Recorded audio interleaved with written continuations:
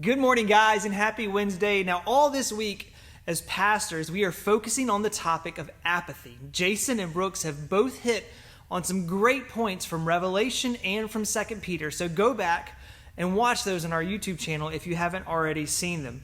We all have something that we are apathetic towards in life. And the real danger is when we allow our faith to be that thing that we are apathetic towards. When our pursuit of Jesus stops being out of adoration of him and becomes a system we follow, we have strayed into spiritual apathy. Guys, we haven't always lived in Savannah, right? I grew up in Myrtle Beach, and then I lived for years in the upstate of South Carolina. And one of the things that we were most in love with when we visited Savannah to interview here at FBCI were the views. Now, the historical city coming over the Talmadge Bridge for the first time was beautiful. The marshes as we drove out to Wilmington Island, and then even the drive out at Tybee, man, it was just gorgeous. Now, I grew up at the beach, but this view is so very different. It's beautiful, it's peaceful, it's almost inspirational in itself.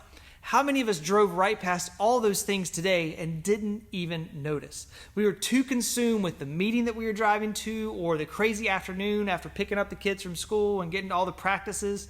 It's funny how such a beautiful thing can become so mundane because of our continued exposure to it. We have to stop and remind ourselves just how beautiful it is around here sometimes to keep from taking it for granted. Now, guys, we do the exact same thing in our spiritual lives as well. We have been given the most beautiful and meaningful gift in our salvation, but as we experience it over the years, we start to kind of overlook the beauty and the enormity of what Jesus did for each one of us.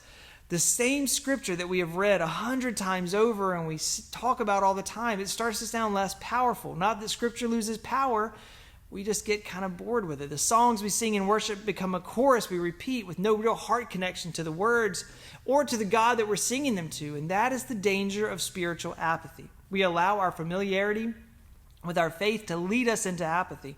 We can't let that stand, guys. We need to look at our faith with a fresh set of eyes each and every day. We need to remind ourselves of the sacrifice made on our behalf daily, of the grace that makes up for our mistakes daily. And guys, that's how we overcome apathy. In Psalm 63, David wrote this amazing reminder for us of just how amazing our God is. And I want to share that with you guys before we close out today. Psalm 63:1 starts with this.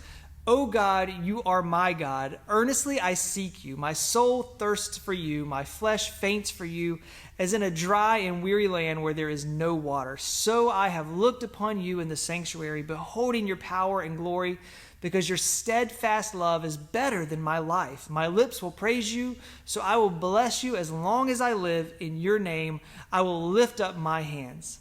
Guys, write down part of this psalm on a post-it and stick it on your steering wheel this week. And when you're going over the New Bridge or over the Thunderbolt Bridge and you look out and see this gorgeous view, take in the beauty that's around us and then remember to appreciate the beauty in our salvation as well. Don't let the familiarity of it lead you into apathy, guys. Have a great rest of your week, and we'll see you all real soon.